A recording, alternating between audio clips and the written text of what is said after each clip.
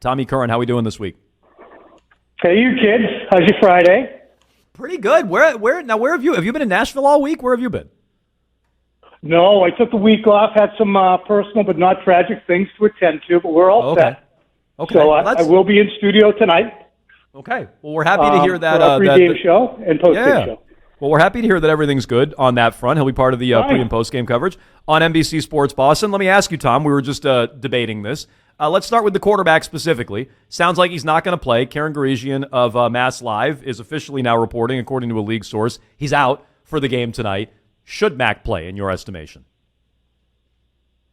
I think it's moot, honestly. Jonesy, I do know the affinity we have for what's supposed to be an entertainment product to see put out there what should be entertaining.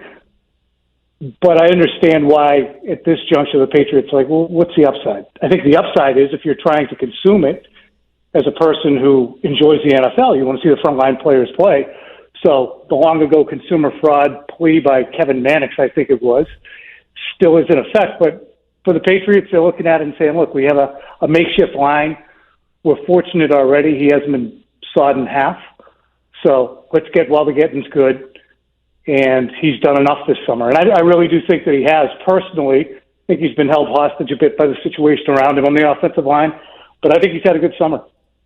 Tom, is there anything we can take away about Bill Belichick's approach these days from, maybe having a lot of the starters sit tonight, and also I know the canceled joint practices were related more to the incident in the second preseason game and that injury to Isaiah Bolden, but just this overall kind of change in approach, it seems like. I think the only thing I can take away from it is he's changed. Plainly, he has decided that keeping the foot off the gas pedal in July and August should yield better results. If you look at the results since 2019 from Thanksgiving on, they're desperately bad, however. So I don't know what the yield is that's indicating to him this is the way to do it. Nor have they had particularly spectacular Septembers. I don't know the rationale behind it. I mean, I would never say that this individual is lacking in work ethic or effort, because he is there. He does bust his ass. We make our jokes about him being in the Barbados when free agency begins or whatever else, but I don't understand the tepidness. Mike Tomlin had a great quote yesterday about using his starters, and he said, you don't get into a boxing match without sparring. The Patriots haven't done a lot of one-on-ones. They haven't tackled to the ground an exceptional amount.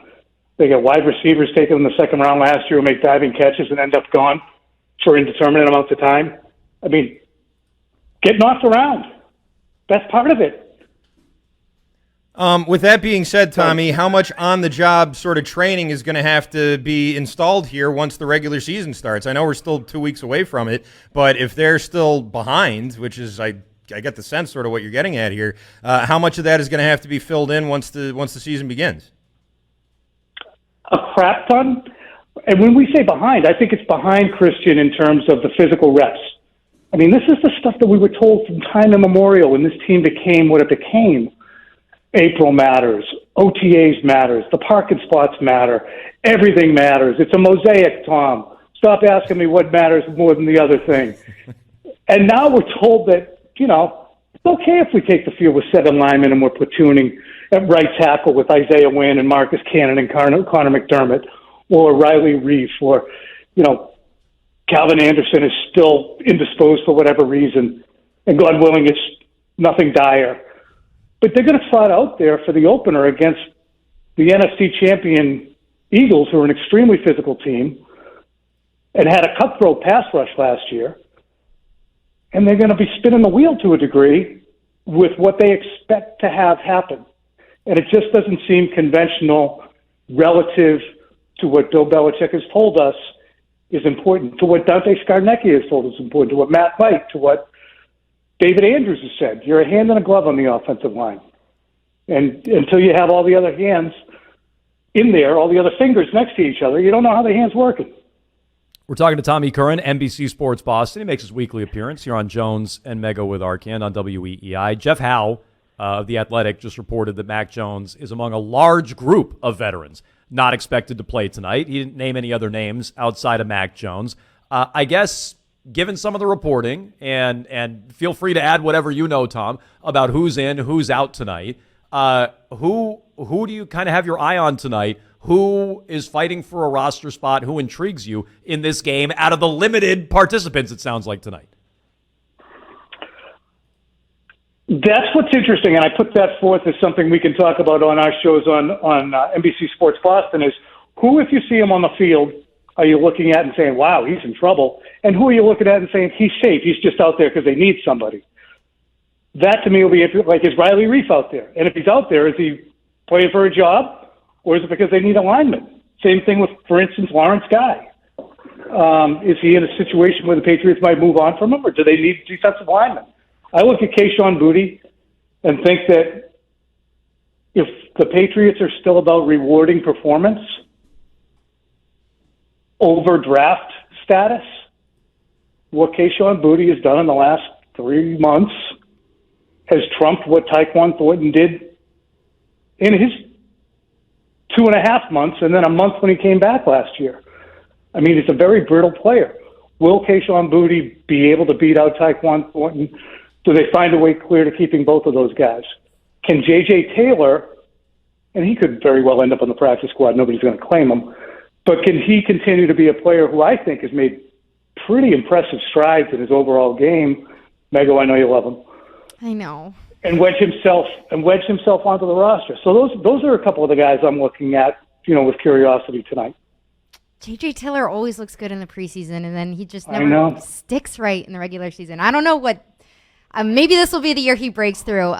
Going back, because we haven't talked to you about this at all. Earlier in the week, a lot of headlines around Alabama Mac. Mac talking about wanting to get back to the sense of self that he had at Alabama. What do you make of that? What's your general takeaways when you hear him talk that way and refer to the Alabama Mac? Yeah, it's interesting because I know why people would bristle at that, but I think that you try to be such a pleaser when you come into the NFL and you're playing for a head coach who won 6 Super Bowls, coached in 9, and tack on however many he was in with the Giants and Patriots prior to 2001. And you say, well, I'm going to be what he wants me to be. I'm going to do what he wants me to do. And then you spend a year like he did last year, probably sniffing disaster by March, and then seeing disaster outright engulfing him by November, and saying, you know what, I listened, I tried to be unassuming, do things everybody else's way, and not be myself. I'm going to be myself. This is something Bill Parcells interestingly said back after he went 3-11. If I'm going to get fired, I'm going to get fired being me. They went out and the Giants turned into the Giants of the 80s. I think that's what a lot of people do when they've tried to be something else or tried to be a pleaser. It hasn't worked. Say, well, I'm going to have to be me here. And if it works, it works. If it doesn't, at least I go down being me. So I don't have any problem at all with him saying that. I think that Tom Brady ultimately was Michigan Tom or San Mateo Tom or whatever else to be more true to himself when he felt that he had the latitude to do it and didn't have the support. So I think that I don't blame the kid for being that way. Do you? Did you guys? Did you feel as if that was a shot directly, or I don't think it was I don't think it was a shot, and I don't want to say I was triggered by the comments. I know Bert accused a lot of people of being triggered by it. I did read his column. I just think it does sound odd. I wonder how comments like that go over with Bill. Because, wasn't the whole issue last year him reaching out to Alabama? Wasn't that one of the sticking points with him? Tough. Sorry, Charlie. You got 3 years left in the league. Hopefully I got 13. If you don't like it, sorry. Find a new guy. Put Zappy in. Genius. No. If you're Mac. I get what you're saying. I get what you're saying. You're saying if that's how Mac feels about it. I'm channeling Mac. No, I'm channeling Bill, and I'm saying Bill's going, wait a minute, didn't we just tell him not to talk to Alabama? Now he's calling himself Alabama Mac. Mac might be right about this. I wonder how that goes over with Bill. I think it's just him trying to re-find his confidence, trying to rediscover the time when he felt the most successful and the most confident in himself, and just trying to channel that, for lack of better words. I do too. Yeah, I agree. I can see where you say Alabama. He called Alabama last year. Is that a red flag for Bill? But I could imagine Bill O'Brien going, he's just talking. Doesn't matter, Bill. I got him under control. Don't worry about it. Go back to the defense. We're good here. And that's what happens.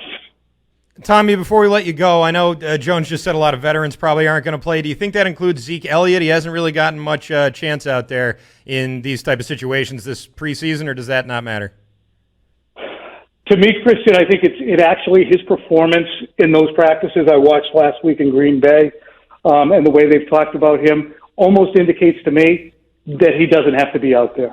Showed up in outstanding shape. They lauded everything that he did in terms of preparation and acumen. I think he's earned a spot where they're like, we don't need to watch him go blow out a hamstring now and then have Kevin Harris back in the mix. So everyone's very worried about injuries tonight. I was just saying, they're not even going to just cancel the game at this rate if no one's going to play. I'm usually more of it's football season, play football. But if they're going to sit guys down, I'm just trying to figure out what their mentality is. If they're going to sit everybody down, why put Ezekiel Elliott, who's more decorated than anybody on your roster out there? He's Tom Curran. Check him out on NBC Sports Boston tonight. Check out all his latest at NBCSportsBoston.com. And check him out next week when he joins us on Thursday here on Jones and Mego with Arcand on WEEI. Tom, we appreciate the time. Thanks so much. See you guys. Thank you. All right. Tommy Curran, as all our guests, joins us on the Harbor One Hotline.